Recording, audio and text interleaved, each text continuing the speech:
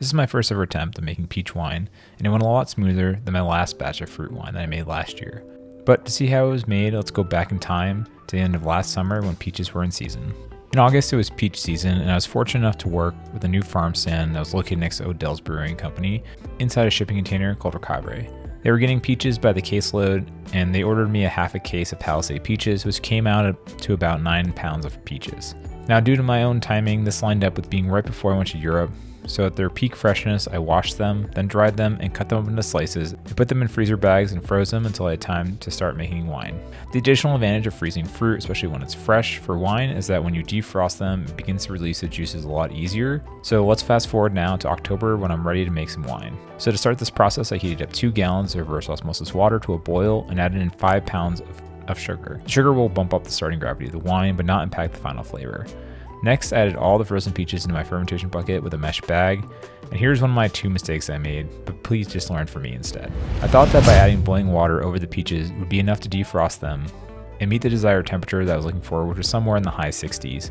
But alas, the resting temperature after pouring in the boiling water was at 44 degrees Fahrenheit, and most of the peaches were still pretty frozen at this point. So to try to regain the temperature, I drained out the liquid, reheated it back up to 80 degrees Fahrenheit, and added that back to the peaches, and let the temperature slowly come up overnight to the proper temperature I was looking for. The next day, it was finally room temperature, so it was time to add in a couple things. First is acid blend, which will help raise the pH of the must and help the yeast ferment properly. Second was pectin enzyme, which helps break down some of the pectin in the fruit skins, which will also help in releasing fruit juices from the peaches. And at last was a campden tablet that will kill any unwanted microorganisms to give the yeast a blank canvas to convert sugar into alcohol. I had them all in, stirred it up, sealed it up, and allowed it to sit for 24 hours to do its work. Next day I started by rehydrating my yeast, which in this case was Lavin 7.1b. I did this by adding some yeast nutrient into a clean jar, then added 90-degree water and a whole packet of yeast and let that sit for 20 minutes for the yeast to start to wake up. Then I opened up the fermenter, and the peaches had started to lose some of their color at this point, and before pitching the yeast, I took a gravity reading. The starting gravity was a little lower than I expected, as it came in about 13 bricks, so I added 2 more pounds of sugar to bump up the original gravity to 17 bricks. After mixing the sugar in, I pitched the yeast into the must, and this is my second mistake. I didn't leave enough headspace over the fruit, and for about 2 days during active fermentation, it was going crazy, and one of the peaches actually got stuck in the blow-off tube hole on the top of the lid, and had I not caught it, this might have exploded sugary peach liquid everywhere. But at this point I didn't know, so I sealed it up, attached my blow-off tube, put that into a bucket of sanitizer. If you do decide to make 3 gallons of wine, please use something like a 5-gallon bucket so there's enough headspace and you don't run into the situation I'm about to explain.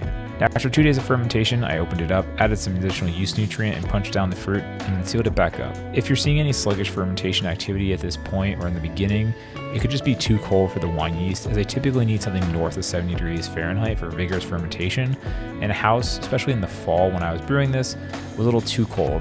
So my trick for doing this was I used a space heater to warm up the bucket until fermentation activity started, and then it was off to the races as the yeast naturally generated heat as it was fermenting. Now this is where things got interesting, and I was trying to figure this all out pretty quickly to not ruin this batch of wine, so I didn't record anything. But basically what ended up happening was the peaches, as I said, pushed up on the top of the lid, left no head space, and one peach actually got stuck inside the hole and basically built up pressure inside the fermenter. So to fix this, what I basically did was I found a metal tea strainer that I had. I placed it over the hole of the bucket where the blow-off tube is and sealed it back up. That allowed the CO2 to escape out the fermenter, and I did lose a little bit of liquid in that time, but it'll let the fermentation continue without any more issues. Now after 4 days, it was time to pull the fruit, so I opened the bucket and placed the peaches over a colander to drain the liquid into my brew bucket before transferring that and racking it into a clean glass carboy. At this point, there was no flavor left in the peaches, and the wine was a nice hazy yellow color. And then after all the wine was added into the carboy, I'll put a clean airlock on top and let this continue to ferment away for about a month. It's now November and the wine is done fermenting, so it's time to rack this into another fermenter to help in clarification. As you can see at this point, there's a nice yeast layer at the bottom of the carboy, and at this point it's okay to leave some of the liquid behind so you get the clearest part of the wine into your second carboy. And once it gets near to the bottom, I like to slowly tip it so the clear liquid has more surface area, and I pull the siphon out when I think there's no more wine left transferring. Now maybe this is the homebrewer in me, but I decided to blow some CO2 over the carboy to push out any air that happened during transfer, and I'll let this age out in my basement. Now the leftover liquid I poured into a clean jar and used to determine the gravity at this point, which came out at 1.010, but it will drop a little bit more over time until it reaches its final gravity.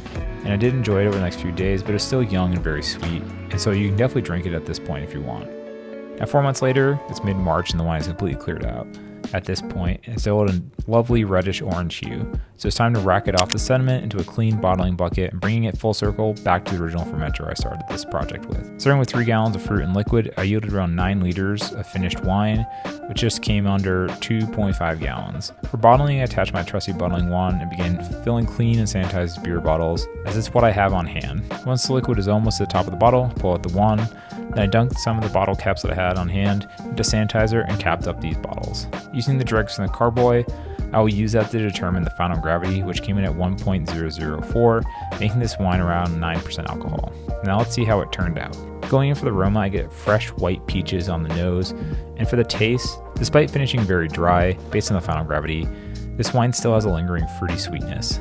That's then balanced out with the light body, and it finished extremely crisp, and once chilled down, this wine will be perfect for the warm upcoming months, and I'm extremely happy with how it turned out. Now I realize it isn't peach season when this video is being published, but you can use these steps and follow along with any fresh fruit or frozen fruit that you can get your hands on at any time of the year. And if you're still truly inspired to make wine, watch this other video on the screen right now to see how I made another different type of fruit wine last year. Cheers, and I hope to see you again soon.